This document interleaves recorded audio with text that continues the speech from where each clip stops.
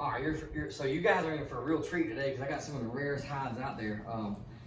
For disclosure, I did not kill any of these. I don't like killing any animals at all. A lot of these were already dead or like other people killed them, and I hate wasting, wasting a life. So especially I can use it for my education courses. So here's a snake shed from an eastern indigo snake, and Landmark Park actually has one of these right now.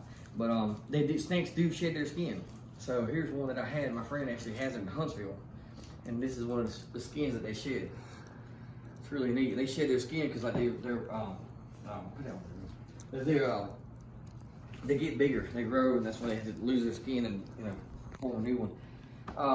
Look at this right here. We're talking about the python, the red-tailed boa. Well, this is actually a rock python right here, and so I want to show you how long this is, dude.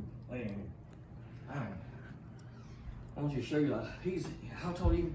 5'9", I think. Yeah, he's like 5'9", 5'10", and how tall are you? 4'9". He's like 4'9". Man, look right here. Put your hand out. Here, dude, put your hand up that way. Lay it down. Look how long this snake is right here. This one has a really cool story. Long story short, my friend, great granddad was fishing, and there's the head and the eyes of it right there. Was fishing in Louisiana, and they actually saw this weird looking log. And I wondered what it was. This is out in the middle of nowhere. This is back in the 60s. Well, it had a hole right here in its head. If you look at that hole right there, and we were thinking that the alligator must have hit it because that's the only thing that could actually, the predator predate on these things right here. So, and that's where he found it. And his dad taxidermied this right here and preserved his skin right here. Just want to show you how long these things can get. My kids right here do a good visual of it. Doing a great job of it. People do make these high-end wallets and purses and clothing accessories and stuff like that. So this one right here is actually a commercial one that my friend found on the estate sale and gave it to me. And that's another one that you can actually buy, and that's where they actually made the high-end purses. And so is this one right here, which is the black one. And then they do make like wallets and things of that nature out of these right here. So I want to show you that's another python skin that they have. Yep. And right here is actually from the 70s. My friend's granddad did this one too. I'm 5'11", 5'10", 5'11", so you see how big the snake is. And it's from the 70s. It's a diamondback rattlesnake because you see the diamond-shaped patterns back there. See that? The diamond-shaped patterns right there. Yeah, these are venomous snakes. These are venomous. The difference between a venomous and a poisonous snake. A venomous snake will actually take, or not just a snake, but like bees, wasps, everything, they'll actually take their venom and inject it into you. Where poisonous ones are the ones that are, they actually have the poison in them, and then the animal has to eat it, and they'll excrete it out, kind of like a poisoned dart frog. Someone will eat it, and they'll get the poison in the mouth. And to add to that, when it comes to snakes, if I'm not mistaken, there's only, 3 poisonous species of snakes, right? And they're all coral snakes? Yeah, coral snakes, and 2 of them live around Australia. So any snake you see, if it is very dangerous, most likely is venomous, this diamondback would be. Here. So again, if you see these things lying around, if you see a snake or whatever, just leave it alone. Get away from it. They're not there to hurt you. They're not trying to hurt you. They don't chase you and anything like that. Especially the cottonmouths. A lot of people say they'll chase you and stuff like that. Yeah, if you mess with them.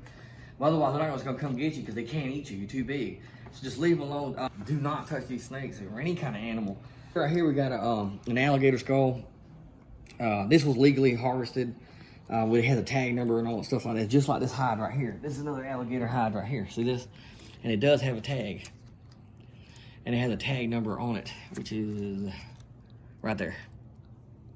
See? So these are all tagged. It's illegal to kill these alligators. There is a hunting season, but you have to have a permit, like a lottery. But these alligators have these very sharp teeth right here, as you can tell. This one was probably about 8 foot long. You know how you tell that? It's like measure between the eyes and to the tip of his nose right here. And however many inches it is, that's about estimate how big the gator was. So right here's got an alligator claw, and you can see their nails right here.